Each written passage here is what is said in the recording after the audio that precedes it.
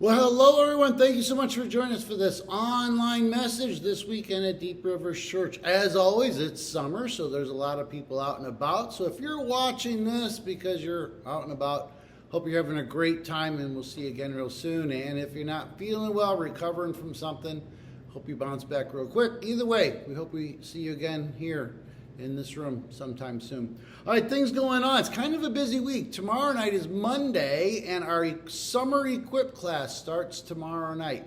It's on spiritual warfare. No, spiritual warfare. That's a phrase that I made up. Spiritual warfare, you might be familiar with. It's, the battle between good and evil, light and dark, the spiritual forces all around us. But this happens on a daily basis. This isn't just like what you might have seen in a stupid movie, okay? It's not just for Bible times. That all of us have to make decisions, and there's a measure of spiritual warfare in our daily walk. So what we're going to do is talk about some tools to help us recognize what's going on. But we're also going to spend a lot of time talking about the character of God and what does it really mean to be a renewed and redeemed person, because the best defense really is to know who you are and to have a clear understanding of who God is. So come join us tomorrow night, Monday night, for 6 weeks on Monday nights at 7 o'clock. So, and then after that, the next night, Tuesday, we're going on a migrant camp trip. This is our second one. So if you're curious, come join us at 4:30. We'll be back about 8 o'clock. We'll go to an apple orchard near Dillsburg somewhere and just do a hot dog cookout for the migrant workers. Wednesday night is prayer house. Friday morning, we still have our men's study. Next week, let me take a moment. On July 27th, which is next Sunday night, we're hosting 7 different cookouts on the same night in different places, all the way from Dauphin, all the way down to E-Town, all right? One in Palmyra. So we got 7 different homes that are hosting a dinner. So it's a great way for us to get better connected. Why? Because we are a church that values authentic relationships. And when we eat together, it takes our relationships to different places, especially if we can do it in people's homes. So July 27th, sign up. Let me know somehow. Contact me and we'll let you know. We'll facilitate that happening. All right? So that's most of the things that are going on. Read the email that you get every Sunday morning. All right.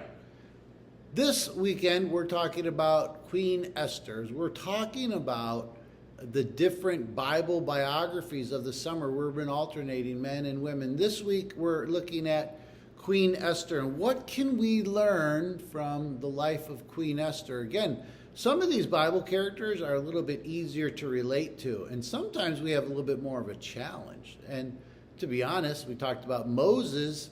Man, our lives are very different. We didn't grew up as a prince of Egypt and having the awesome responsibilities of leading a nation out of captivity. So it's a little bit harder to relate to Moses. Now, Joseph, that was a couple weeks ago. Yeah, Joseph, I can get that. I can understand the frustration and needing to forgive and all this thing that Joseph walked through. Well, this is probably the same is true for Esther. She's a queen.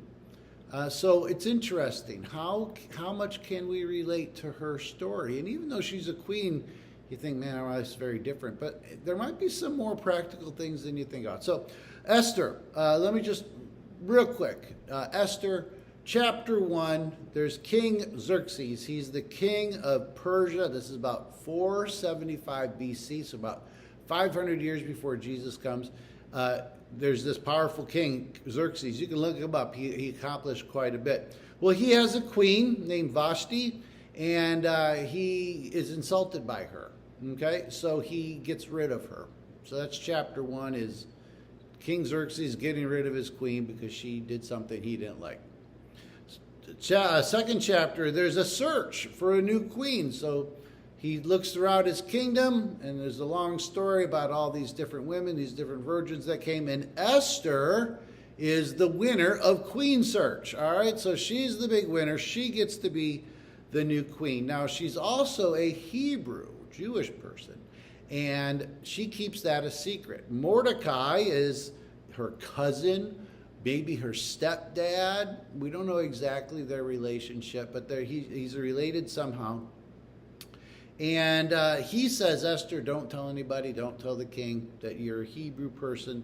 And then actually Mordecai actually overhears a plot to kill King Xerxes. He tells of the plot, he reports the plot, and then Mordecai and Esther are heroes. So everything is looking good. All right, but then Mordecai runs into somebody named, this is chapter 3, he runs into a bad guy named Haman. And Haman is insulted because Mordecai does not bend a knee, does not bow to Haman. And Haman is a very wealthy, very powerful person. So Haman enacts a plan. He offers money to the king. He offers a plan, and he gets the king to pass an edict to kill Mordecai.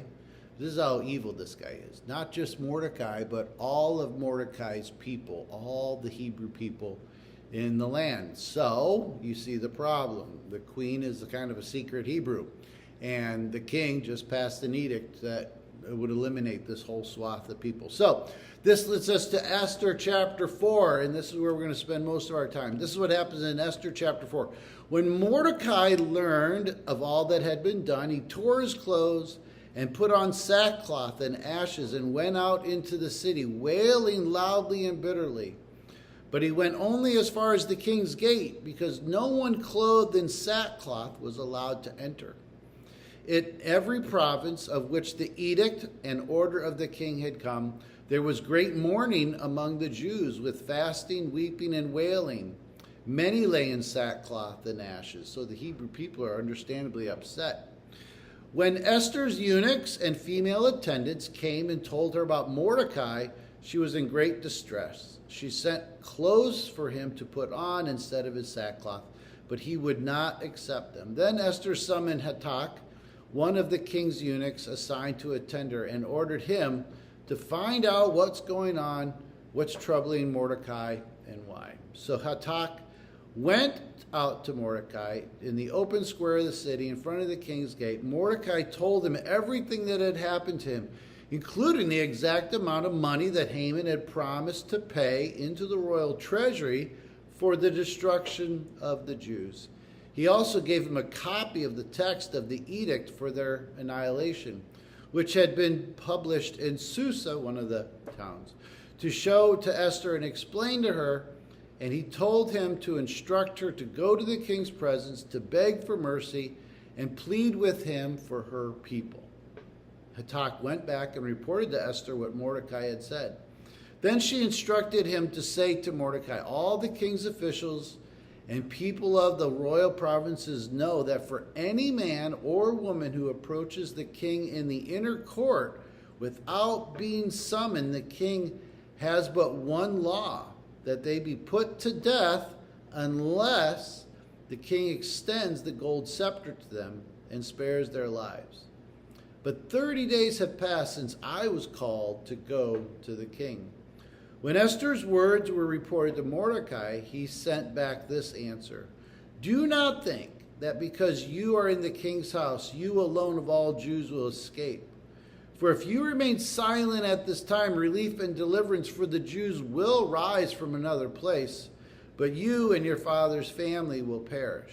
And who knows but that you have come into this royal position for such a time as this. Then Esther sent this reply to Mordecai, Go gather all the Jews who are in Susa and fast for me. Do not eat or drink for 3 days, night or day. I and my attendants will fast as you do. When this is done, I will go to the king, even though it is against the law. And if I perish, I perish. So Mordecai went away and carried out all of Esther's instruction. Now, here's how the story unfolds. You may or may not know. Haman is actually ended up being killed on the gallows that he built for Mordecai. And Xerxes saves the Jewish people. Mordecai is elevated, actually kind of inherits a lot of the things that Haman's own, his stuff. And actually, you might not know this, but there's actually a holiday that was sprung out of this. A new annual holiday was started, calling the Days of Purim, to celebrate this victory and the deliverance of the people in this story. So, What can we learn from Queen Esther? Again, you're like, man, that life is completely different than mine. I don't know how I can learn anything from a queen. Well, there's some three things I'd like to share. And the first one is this: that Esther had courage. The old queen was kicked out and replaced for not coming when called. That was the insult, all right? The king wanted to see the queen, and she didn't want to come. Okay? So ironically, now approaching King Xerxes uninvited could actually bring on your own death. So you can see that Esther had some courage. If I perish, I perish. So how about us? Seems pretty obvious, the application, right? We need courage to face our fears and the hard things in life. Now, when we think of the word courage, you probably think of a fireman. You might think of a policeman. You might think of a soldier. You might think of even somebody who starts up a business, puts a lot of investment, an entrepreneur. Well, all these people obviously have to have a measure of courage, but all of us. You don't have to be a person that's paid to run into a burning building to have courage. We all need to be a people of courage. We are all going to face situations that require us to act. Now, this is going to be true in our personal life, our own issues. Sometimes we just need courage to face the things that are going on in our relationships. You know, we need to have some courage to have some hard conversations with people. It's easy to avoid things, all right? Now, most of the times when we avoid things, it comes back to bite us twice as hard. So we need to have courage when addressing our own personal stuff and our relationships with other people. We need courage to face different situations, you know, bad health, job loss, different financial issues. There's a long list of things, situations that we might need some courage to face. And the last one is, you know, we need courage to be a light in a dark world. You know, our light is not supposed to be hidden. We need courage to speak truth to culture, again, in a loving and kind way, but in a direct way. All right, so we shouldn't be hiding. We need to be salt and light, if you will. But we need courage sometimes to be a little bit more of a tangible, intentional witness to the world. This is the conversation of evangelism. Why do we not share our faith? Why are we so hesitant to share our spiritual stories? It's because we often lack courage. God may be placing you in specific situations to make a difference. We must have courage to act trusting He is with us. Obviously, God had orchestrated for all this to happen. And, you know, it says, for such a time as this, you were put into this place. So God has us in different situations where we need to show courage if we want to be used by it. It kind of leads us into the second one, is that Esther recognized her purpose. Esther had a purpose. Again, Mordecai just said, who knows but that you have come to your royal position for such a time as this. Our lives are not random. Your life is not random. What's the definition of random? It's something by chance rather than according to a plan. So if you had to pick, is your life random chance or intentional purpose? You only get two choices. I'm not giving you a third option. Do you really believe your life is just random chance, or do you think there's intentional purpose? Boy, if you can land on that, if you could really examine that, and if you do answer that question, you land on the intentional purpose, then I think it's going to be so much easier to have the courage. Our lives are not random chance. You have a purpose, and God has a unique plan for each of us. Again, Esther's position was not just for her or others' benefit. It was a part of God's greater plan. So again, talked a little bit about God's sovereignty over the past few weeks, looking at the life of Joseph specifically. God has a plan, and He's working His plan, but He needs us to act in courage with it. So, all right, this idea, Esther has a purpose. You have a purpose. There was a book written a little while ago called The Purpose-Driven Life, sold over 30 million copies. That's almost one copy for every 10 people here in the United States. So that's a lot of books, all right? Rick Warren wrote it. The Purpose-Driven Life. Now, he's a pastor out in California, just recently retired, but he said we have 5 purposes, and this is what he said our purposes are. We are designed to give and enjoy God's pleasure. So our purpose is to worship God, okay? There's a whole sermon we could do on that. We are formed for God's family. That's fellowship. Our purpose is to worship God, but to enjoy fellowship, relationship with one another. We are created to become like Christ. That's the idea of discipleship, becoming more and more like him in our imitation of him. So there's 3 purposes: worship God, enjoy company, fellowship with one another, and to grow more like him.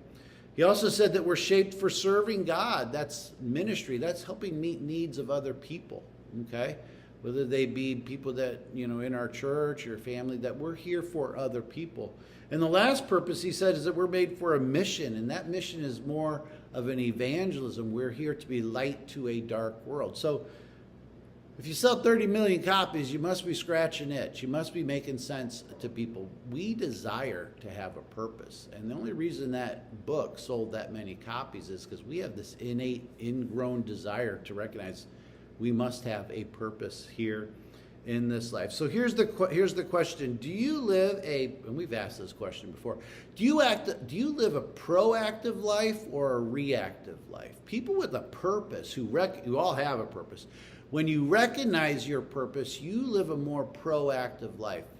Again, most of the time we end up reacting to things. I make a list today of things I need to get done.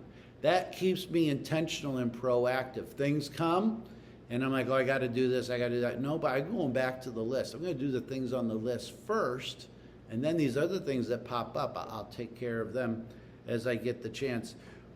We are all called to discover our purpose. I'm going to tell you that's easy. I think these 5 purposes are valued, so it's not a big hard thing to try to figure out what's your purpose in life. That's not the problem. That's the easy part. Easy part is discerning what it is. The harder part is actually doing it, fulfilling our God-given promises. When we align our lives with God's will or his purpose, we can better participate in his plans, God's plans for our family, for our church, and for our world. So we don't need to be attentive to what our purpose is. We need to be attentive to what the opportunities are. Now, this opportunity came knocking in a pretty blunt way in Esther's life. We're going to need some discernment to recognize what those opportunities are. So we need to be attentive to the opportunities that God places before us and understand that our actions have a lasting impact. Okay? So again, it's not a big debate what your purpose is. There's 5 of them. All right? I can endorse all 5 of these. The question is not what they are, but the opportunities for you to exercise those. Have you been wishing for another position where you could do something more for Jesus? Do not wish anything of the kind. Serve him where you are. So recognize the opportunities that we have to experience, to exercise some courage. Purposes are clear. The follow-up is hard. There's an odd line.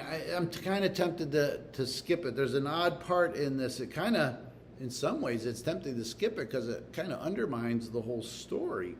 But why include? Verse 14 says this: if you remain silent, so Mordecai says to Esther, listen, if you remain silent, relief and deliverance will arise for the Jews from another place. So why include this in the story? You see how it kind of undercuts it? Saying, first point, Esther had courage. She has a purpose. And then this line, if you don't do it, someone else will do it. Well, Mordecai's trust was in the faithfulness of God, not the faithfulness of Esther, that he knew God would not let his people down, even if individuals let God down. So yes, he's asking us to have courage. He's asking us to recognize our purpose, but he's going to accomplish his will regardless of if we cooperate or not, okay? So I think that's an important point, as much as you might want to skip over that part. Here's the third thing I think we can learn. This one I think is real practicality for everybody. Esther knew the real problem was a spiritual one, okay? When Esther heard what was going on, I think she recognized this is a spiritual issue. Her battle, our battle. Her battle was not with flesh and blood, as the New Testament would say. It wasn't political. It was in the spiritual realm. Haman is evil. Not only does he want to kill Mordecai, he wants to kill all of Mordecai's people. So Esther realizes, hey, this isn't a political issue. This is a supernatural evil issue. She recognized the real problem was a spiritual one. So what did she do? She called for a 3-day fast for herself and her people. Again, I think there's a bunch of reasons. It's seeking God's divine intervention. She's saying only God can fix this. Okay, so she's seeking God's divine help. It also shows that she's aligning herself with God's will. You know, hey, what do I say? What do I do when I go to the king's presence to help prepare her? And it's gaining strength for the task ahead, basically saying, give me favor. Okay, so Esther recognized that the issue was going on was not just a societal thing about bigotry towards Jews, that there was something else, that the real problem was a spiritual one. So this is where I'm going to ask us to make a little bit of a transition this weekend. A transition from a world of evil to our view of evil conversation. All right? Let me just say, ponder this idea. Almost all of our problems are spiritual ones. I didn't say that. All right?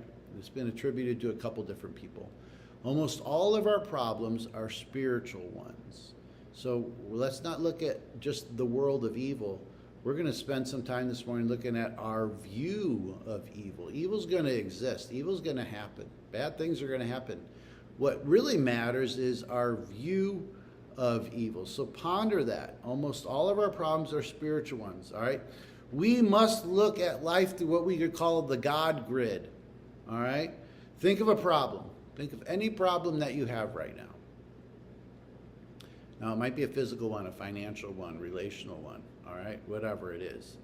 I'm going to ask you to reframe that a little bit and see it as a spiritual issue. How does God, when we look at our problems through the God grid, how do you view God in this? All right, first question, you've got a problem. How do you view God in it? Is he the cause? Are you blaming him? Or is he a source of comfort?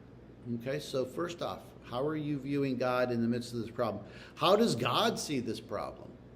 All right, God knows. How does he see? And the third question is, how does God want you to see and understand this? So what does God want your perspective to be on this problem? See, the thing is, we all have a spiritual filter that determines how we view our problems. That God grid can really change our perspective. We all have a spiritual filter on how we view, how we perceive our problems. So it's fair to say, in this context, that almost all of our problems are spiritual ones. The issue is not the issue. The issue is how are you viewing the issue? How are you dealing with the issue? I had a friend back in Indiana. I was kind of complaining about life and things and that, and she said this to me. She said, "You wish you were so in love with Jesus that none of this mattered." You see what she meant by that? She said, you wish you were so in love with Jesus. If you were so in love with Jesus, you wouldn't care about any of this stuff. And that's another way of saying all of our problems are spiritual ones, because how we view them is impacted by how we're doing spiritually. So you can make that pretty strong argument. Let me argue from probably the most extreme example. All right?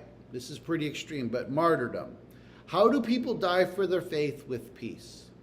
Bad things are happening. They're going to lose their life. Christians for 2,000 years have been martyred, killed for their faith. Okay? And oftentimes when we hear about it, they've done it with incredible courage, incredible strength, even a faith that's intact or made stronger, even a sense of peace. The problem is not death, but our view of death. In fact, 1 Corinthians 15 says, "Death, where is your sting?" We're not going to be a fear of death. We're not going to be fearful of death or be afraid of it, because we recognize in the spiritual realm what's really going on. Okay? So Esther, she says, I will go to the king, even though it's against the law, and if I perish, I perish. Again, we see that. Where is your sting? If I die, I die. Death has no more sting on me. She was determined to be obedient no matter the cost. All right? So again, that courage. comes up. Shadrach, Meshach, and Abednego kind of have a very similar story. If we're thrown into the furnace, the God we serve is able to deliver us from it. But even if he doesn't, we will not serve your gods or worship the image of gold you have set up. Okay? The issue wasn't the issue. The issue was their response to the issue. They walked well, even in the possibility of their impending death. Jesus said, do not fear those who kill the body, but cannot kill the soul. Paul said, to live is Christ and to die is gain. So the bottom line is, when challenged, we seek God in his presence. Again, Psalm 16, you fill me with joy in your presence. If all of our problems are spiritual ones, God's presence is going to help us deal with whatever calamity is going on. Again, if we're so in love with Jesus, the things of this world aren't going to bother us as much. When we're right with Jesus, we're going to have a better perspective on all of this. When challenged, we seek God's presence through prayer, asking for wisdom, courage, and clarity. So the three questions we're going to ponder, and you can ponder them right where you're at, is where do you need steel in your spine? Where do you need courage? All right? Where do you need courage to face your own personal things or other issues with people, hard things? Where do you need courage? The second question is, how do you need to better embrace your God-given purposes? Now, I listed off 5, and I'll list them off again. How do you need to embrace these purposes? To worship, fellowship with one another, discipleship, to grow in your faith, to grow in your imitation, ministry, to meet the needs of other people. Somebody was here mowing the grass a little while ago here at the church, right? That's a ministry. There's a purpose in serving. And then mission, evangelism. You know, when we went to the migrant camp on Tuesday, that's missions. You see the difference between ministry and mission? So one of those things hopefully resonates more than the other. I don't think we need to have a little bit of balance in all 5 of these things. But there's 5 purposes for you. If you can't remember 5, remember 1. And this one purpose that we all have is to reflect God well to those around us. We are image bearers of God. There's 8 billion people walking the planet who are created in his image. Our job is to reflect that image as accurately as possible. So if you don't want to try to remember the 5 that I just shared, remember your one purpose in life is to reflect God well to those around us. The last question, if it's true that ultimately almost all of our problems are spiritual ones, how could seeing things through the God grid change your perspective on them? Okay? So how can being closer to God, enjoying his presence, looking at our lives through that grid, instead of our own flesh grid, looking through his grid, how is that going to change our perspective on things? We're not going to ask to be martyred. That's not going to happen, okay? But we are going to be able to walk better through these hard things in life because our perspective is different. So, again, I think there's some great things we can learn from the life of Esther. Hopefully one of these 3 things, or maybe all 3 resonate. Have some courage, recognize your purpose, and recognize what the real problem is. The problem's not the problem.